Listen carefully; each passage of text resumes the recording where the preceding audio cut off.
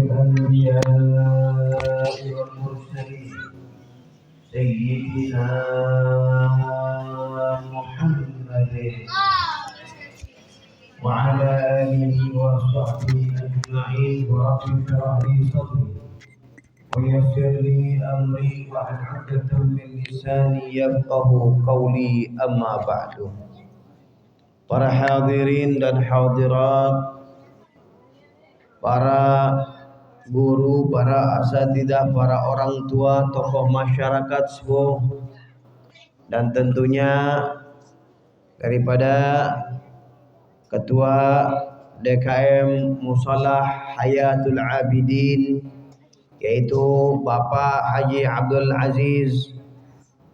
Begitu juga sepuh masyarakat Haji Yahya Zakaria, tokoh masyarakat Bapak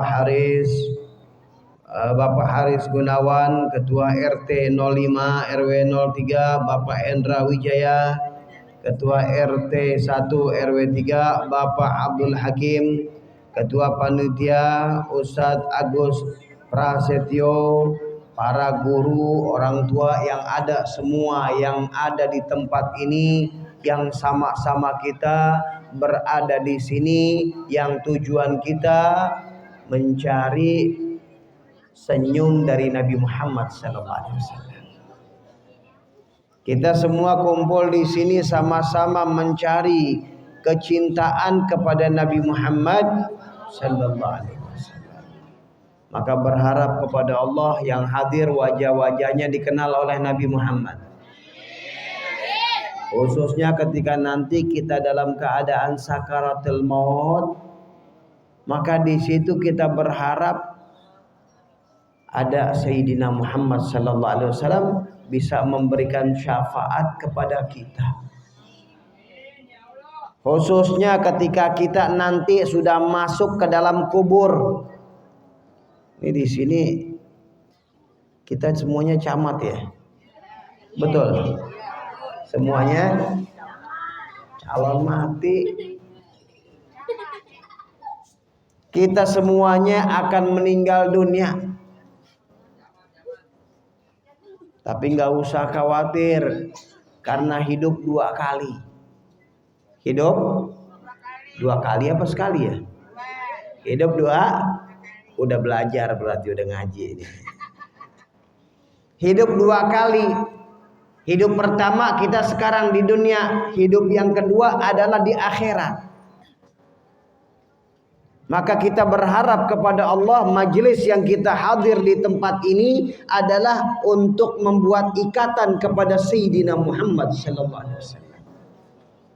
Ketika nanti meninggal dunia, itu dalam pertanyaan kubur, di antara pertanyaannya itu ditanya, kenalkah engkau dengan orang ini? Siapa beliau? Beliau adalah Sayyidina Muhammad sallallahu alaihi wasallam. Maka jalinan yang kita lakukan di tempat ini untuk mengikat hati cinta kepada Sayyidina Muhammad sallallahu alaihi wasallam, maka ini adalah jalinan yang sangat mahal nilainya. Makanya ulama-ulama yang bikin maulid ini ulama-ulama kaliber kelas internasional. Ulama yang bikin maulid ini adalah ulama-ulama yang alim, ahli hadis, ahli tafsir, ahli fikih, ulama-ulama besar. Mereka melihat ini umat bahaya kalau nggak kenal dengan Nabi Muhammad. Makanya diadakan acara maulidnya Rasul Sallallahu Alaihi Wasallam.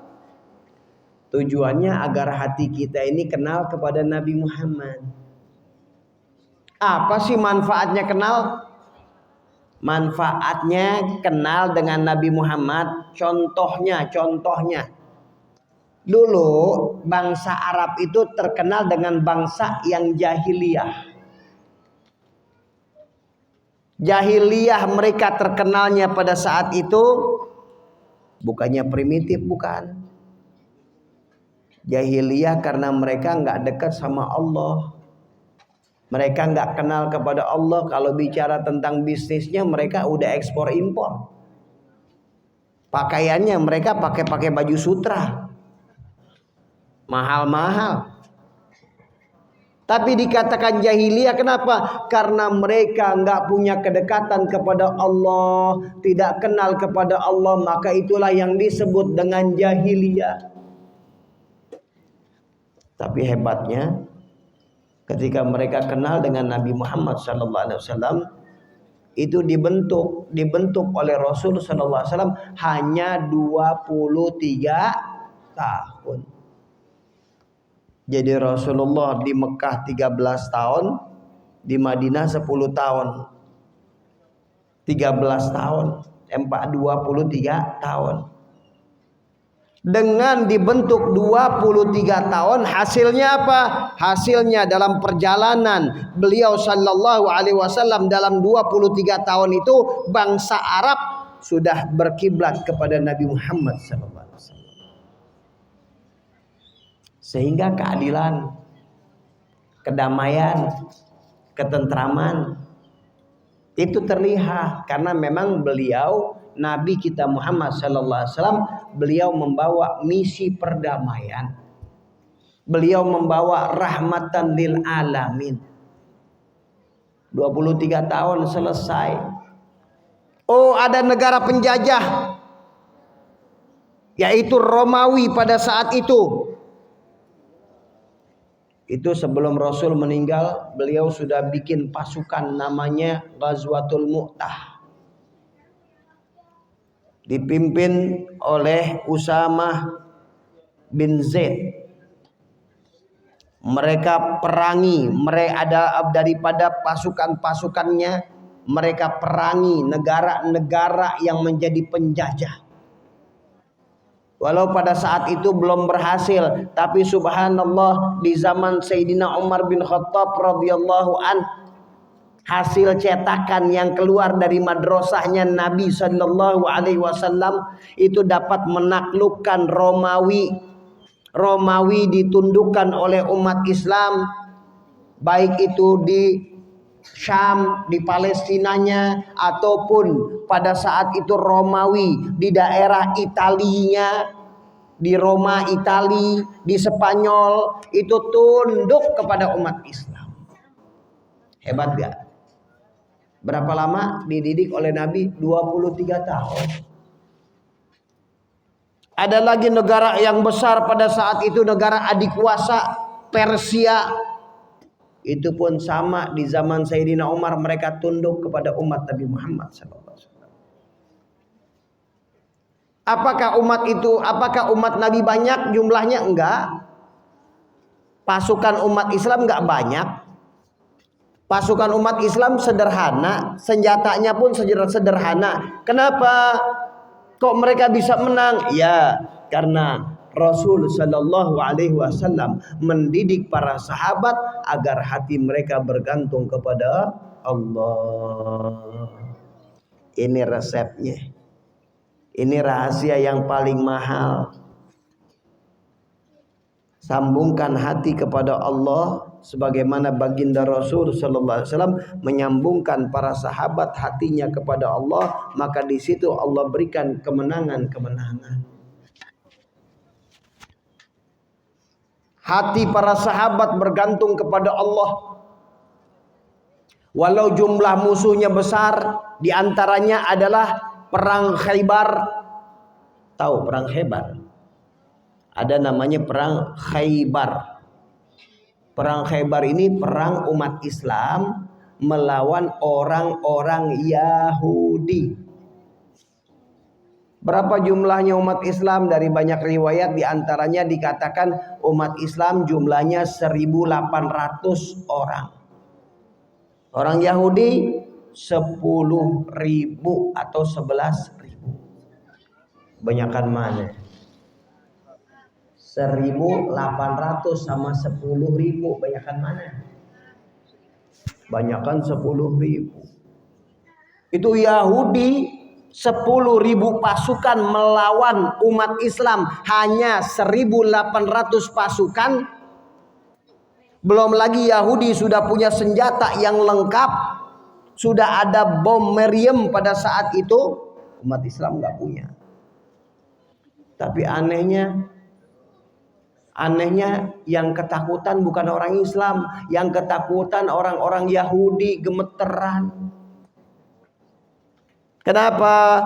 Karena umat Islam tahu kemenangan di tangan Allah, maka mereka bergantung kepada Allah, mereka berpasrah diri kepada Allah. Bahkan yang hebatnya pada saat itu umat Islam yang masuk ke kandang mereka.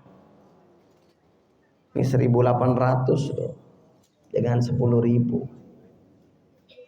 Mereka enggak gentar umat Islam. Kenapa? Karena hati mereka sudah bergantung kepada Allah. Allah yang memberi kemenangan. Bahwasanya yang diberikan kemenangan adalah yang telah ditentukan oleh Allah. Mereka bergantung kepada Allah. Maka hasilnya itu orang-orang Yahudi kalah. Dan keajaiban banyak. Itu Yahudi itu kotanya dia bikin 7 lapis benteng. Ada 7 lapis benteng.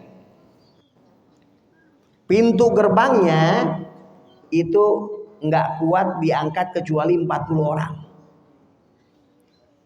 40 orang yang angkat baru kuat itu pintu gerbang.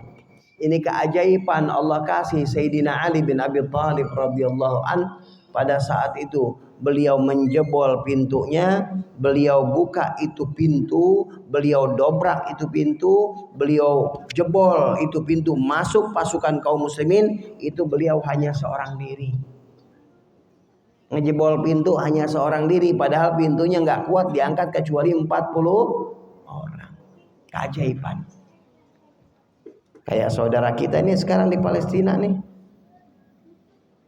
Mereka banyak keajaiban.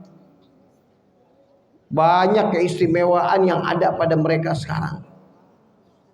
Banyak kaitannya dengan cerita-cerita yang terjadi di zaman Rasul sallallahu alaihi wasallam. Apa di antaranya? Ini sahabat pada waktu itu ada namanya perang Tabuk, dalam keadaan miskin, apa adanya makan. Nah ini ada pasukan yang ada sekarang di dalam Palestina. Mereka itu ada di dalam terowongan. Mereka makan cuma 1 butir korma bagi 2. 1 butir korma bagi 2. Dan itu 1 butir korma nggak tahu buat berapa hari, nggak tahu buat berapa minggu. Apa adanya, cuma makan secuil sedikit buat buka puasa. Makan lagi buat sahur, selesai bagi 2 itu. Masya Allah. Tapi kekuatannya ajaib. Kekuatannya istimewa. Ketawakalan mereka kepada Allah. Mereka aus kehabisan air, persiapan airnya hampir habis. Subhanallah, Allah timbulin air dari bawah bumi. Tahu-tahu keluar itu dari tanah air, bisa mereka minum. Masya Allah. Ini nggak beda kalau dulu di zaman Rasul Sallallahu Alaihi Wasallam. Itu pasukan kaum muslimin datang kepada Nabi, wahai Nabi, ini kami udah nggak ada lagi persiapan air kecuali apa yang ada dalam persiapan engkau sedikit itu. Maka Rasul Sallallahu Alaihi Wasallam beliau mencelupkan tangan beliau ke dalam air bejana itu, maka keluar air dari jari jemari, selah-selah jari jemari Nabi Muhammad SAW. Keluar air kayak mata air. Mukjizat Nabi Muhammad SAW. Keluar banyak sampai mereka bisa minum, sampai mereka bisa wudu. Mereka bikin persiapan air-air mereka isi itu, persiapan air mereka. Itu mukjizat dari Nabi Muhammad sallallahu alaihi wasallam. Begitu keadaan. Banyak daripada cerita-cerita keajaiban. Di antaranya ini orang-orang Israel lagi perang sama orang-orang Palestina. Itu orang Israel sambil nangis. Kenapa? Ini kok ditembak nggak mati-mati? Ini saya berhadapan dengan hantu apa malaikat ini? Lalu bingung dia. Bingung. Ini di zaman Rasul Sallallahu Alaihi Wasallam ketika para sahabat berperang, begitu juga ceritanya. Itulah dalam perang Badar. Itu orang Islam 313, musuhnya 1000. Tapi subhanallah, di dalam perang itu orang-orang kafir Quraisy ngelihat ini umat Islam pasukannya banyak banget. Kenapa? Karena Allah Subhanahu wa taala mengirimkan 5.000 pasukan dari malaikat. Dalam Al-Qur'an tuh bi khamsati alafim minal malaikati musawwimin. 5.000 malaikat. Mereka baru berhadapan umat Islam aja belum perang udah jiper. Udah ketakutan. Ini pertolongan Allah. Ini bantuan dari Allah. Bahkan dalam perang Badar itu juga diceritakan Rasul sallallahu alaihi wasallam mengambil segenggam pasir kerikil, beliau lempar ke wajah-wajahnya musuh dari jauh. Itu tidak ada di antara musuh kecuali terkena dari sambitan tangan mulia Nabi Muhammad sallallahu alaihi wasallam. Kena mata-mata mereka. Kemarin kita juga dapat kabar ada tentara Zionis Israel atau Amerika yang membantunya, itu ada yang buta. Kenapa? Dia bilang dia berhadapan dengan orang jubah putih atau pakaian-pakaian putih, tiba-tiba menaburkan pasir di matanya, jadi buta. Ini keajaiban Allah. Keajaiban Allah, tidak ada yang mustahil. Ini adalah pelajaran buat kita wahai umat Sayyidina Muhammad. Pelajaran buat kita agar kita ini bergantung kepada Allah, agar kita bertambah keyakinan kepada Allah. Kalau Allah Subhanahu wa taala sudah menentukan segala sesuatu, maka itulah yang akan terjadi. Tidak ada kekuasaan selain kekuasaan Allah. Makanya umat Islam harus pasrahnya kepada Allah. Ini kan saudara-saudara kita di Palestina dizalimin, di mana-mana pun dunia nggak terima. Ini kita nggak bicara agama saja udah nggak pantas mereka. Bicara kemanusiaan saja, ini Israel ini sudah biadab, membunuh anak-anak kecil yang tidak berdosa, ibu-ibu, wanita. Ya Allah. Makanya di Eropa aja walaupun non muslim lagi pada demo nggak seneng. Kenapa? Nggak bicara agama, bicara akal sehat, kemanusiaan saja ini sudah biadab. Karena memang ajarannya Israel dari dulu begitu. Selain orang Israel itu dianggapnya sudah biasa. Selain orang Israel itu nggak dianggap, tidak ada nilainya buat mereka. Walau dibunuh mereka menganggapnya itu adalah ibadah. Ini yang bahaya, ini teroris yang sebenarnya mereka. Tapi hadirin dan hadirat rahimakumullah, ketahuilah janji Allah Subhanahu wa taala benar. Semua ini akan berjalan. Semua ini akan terus berjalan di zaman-zaman akhir zaman yang mana nanti umat Islam akan bersatu, umat Islam akan kompak, kemudian setelah itu akan memerangi daripada teroris Israel, penjajah Israel, sampai nanti dikatakan di akhir zaman Israel itu dia bersembunyi di bawah pohon, maka pohon itu pun mengatakan nih ada orang Israel di sini. Pohon bisa ngomong nanti. Kecuali ada satu pohon namanya pohon Ghorqot katanya Rasul. Itu pohon Ghorqot itu nggak ngomong. Ini Israel tahu. Dengar kayak begini, dia banyak tanam sekarang ini pohon. Banyak tanam di Israel sekarang ini pohon. Kenapa? Dia tahu.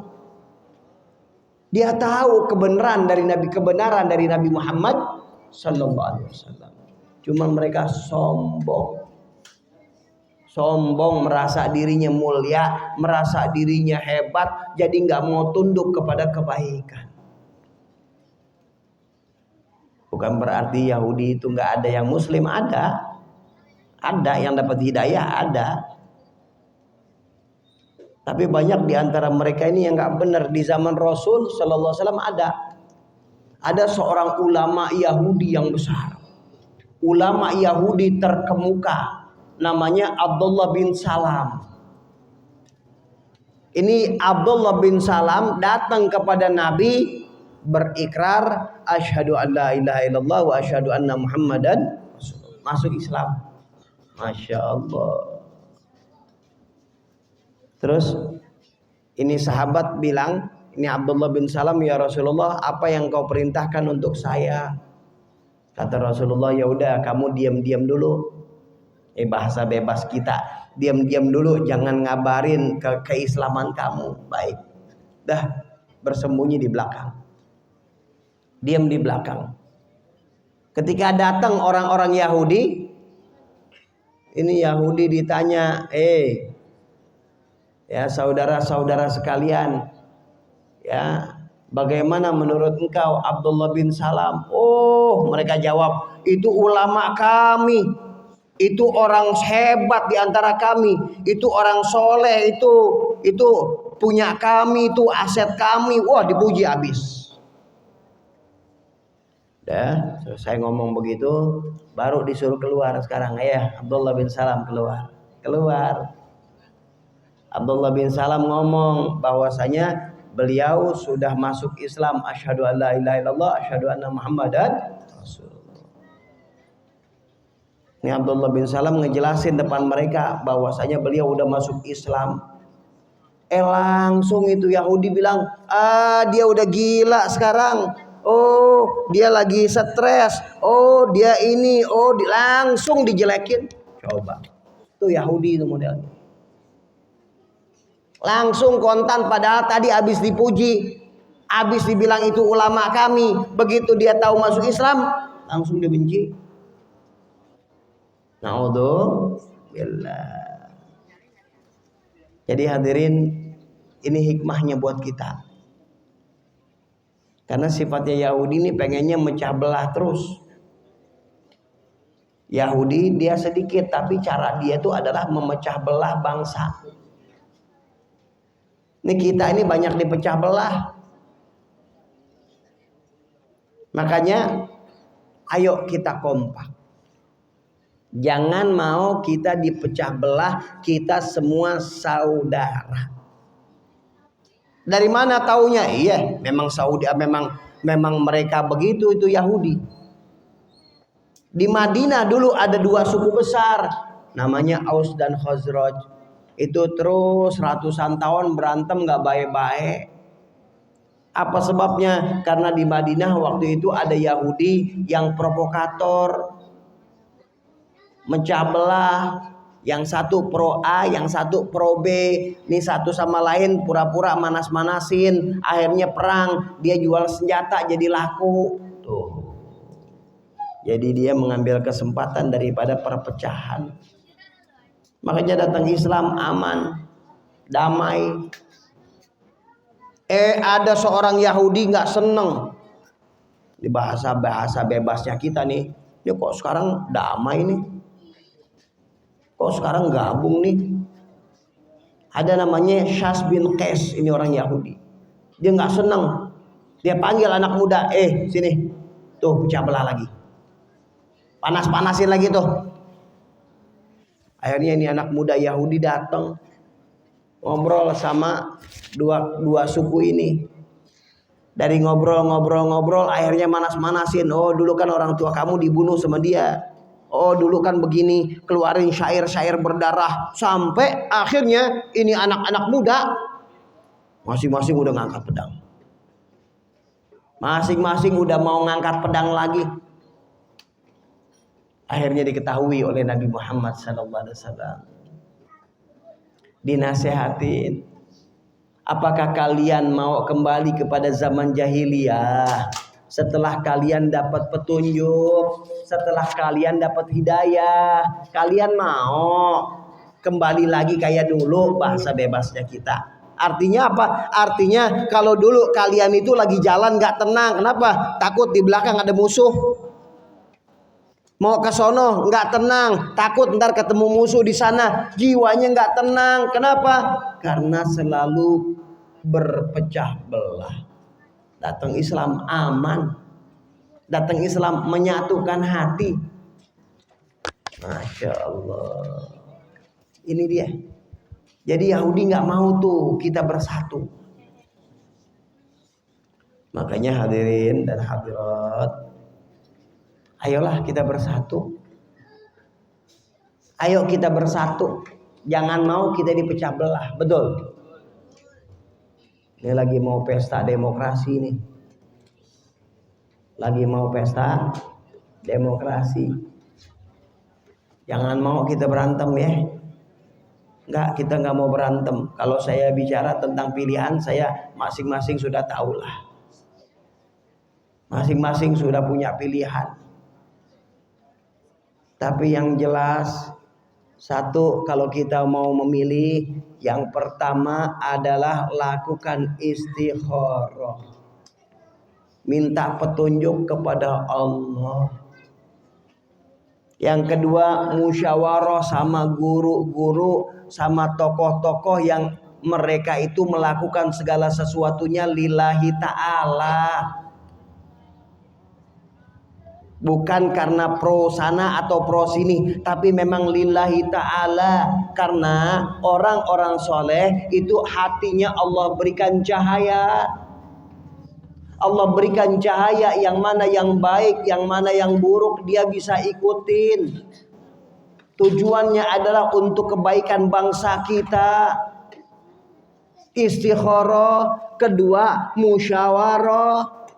Yang ketiga apa? Pilih yang kita cocok, tapi lakukan itu lillahi ta'ala. Lakukan itu lillahi. Apa sih lillahi ta'ala? Besok kalau ada yang, Bu, tolong pilih ini ya, ini duitnya, ini sembako. Jangan. Kenapa?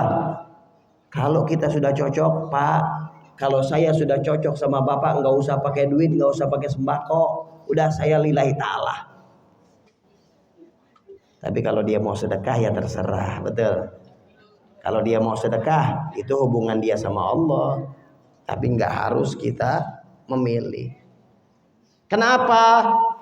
Ini harus kita jalankan. Ini harus ada perubahan. Karena kalau caleg atau tokoh-tokoh yang ada di atasan itu nggak bisa jadi kecuali harus punya duit 5 miliar. Kalau mau jadi caleg punya duit 5 miliar. Berarti yang jadi caleg orang-orang punya duit. Kalau nggak punya duit, cari bos. Kalau udah cari bos, berarti punya utang sama bos, bukan punya utang sama rakyat. Kenapa? Rakyatnya udah dikasih duit, selesai. Tinggal bosnya bilang, kamu dulu, saya yang ngebosin ya. Siap bos. Sekarang target saya penggusuran daerah sini.